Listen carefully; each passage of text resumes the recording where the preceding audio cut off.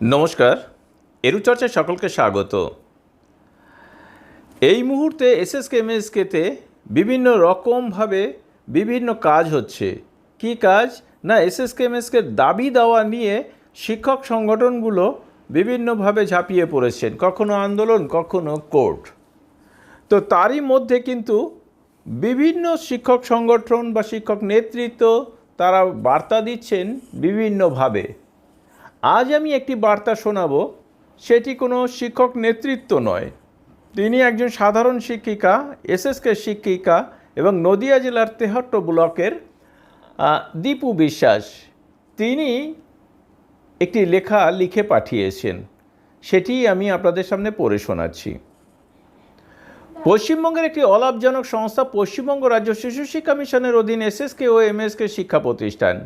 পিছিয়ে পড়া জনসমাজকে শিক্ষার আলো দেখাতে তৎকালীন সরকার 1999 সালে জন উদ্যোগে জন্ম দিয়েছিল শিশু শিক্ষা কেন্দ্র, যেখানে পড়ানো হতো প্রথম শ্রেণী থেকে চতুর্থ শ্রেণী। এখানে হতো বলতে এখানে হয় বললে ভালো হতো। যাই হোক, এই শিশু শিক্ষা কেন্দ্রের ছাত্রছাত্রীরা চতুর্থ শ্রেণী পাশ করে কোথায় গিয়ে লেখাপড়া করবে, এই ভেবেই 2003 সালে জন উদ্যোগে গড়ে উঠল মাধ্যমিক শিক্ষা কেন্দ্র। অনেক ঘাত প্রতিঘাতের মধ্য দিয়েই পায়ে পায়ে পার করে এলো 25 এবং 22 বছর।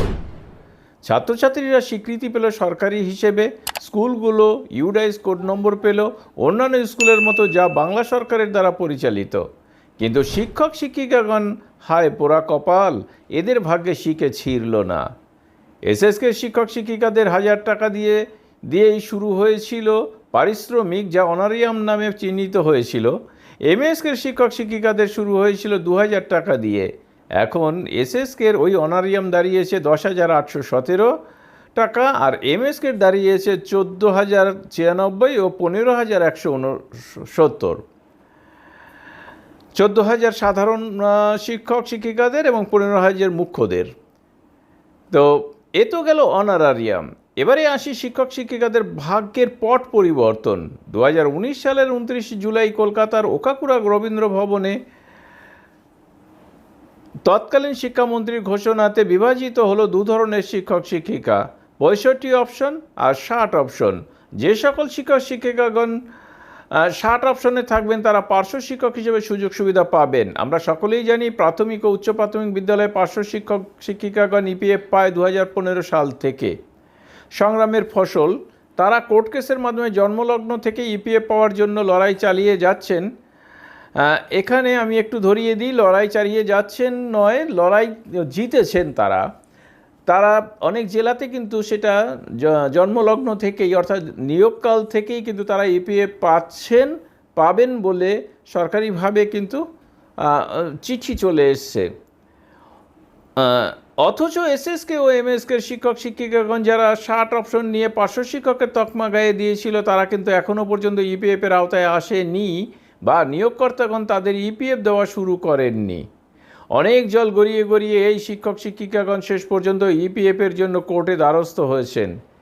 এই ইপিএফ কারা পাবেন? যারা 60 অপশন নিয়েছেন শুধুমাত্র তারাই পাবেন।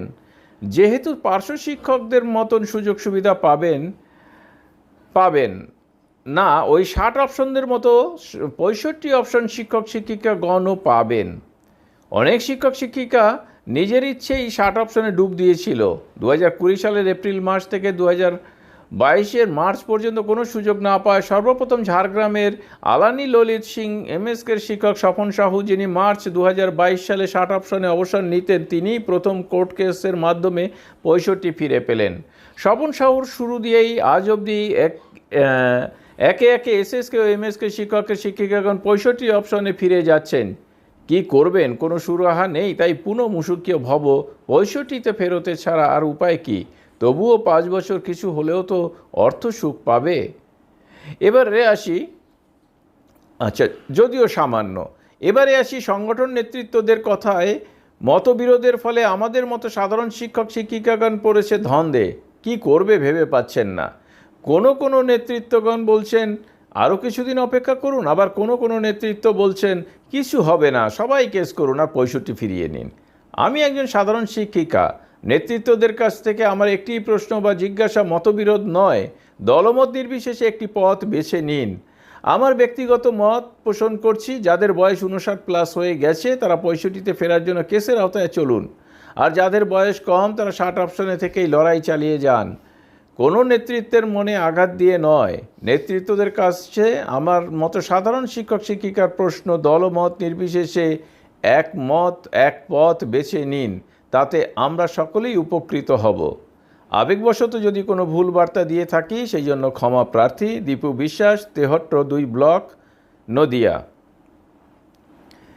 তো দীপু দেবীর এই যে বার্তা, এটি আমি সবার জন্য তুলে দিলাম।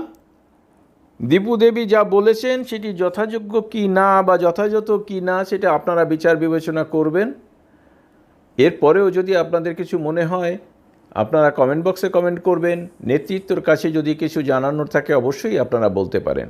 সকলকে ধন্যবাদ জানিয়ে শেষ করছি। ভালো থাকবেন, সুস্থ থাকবেন।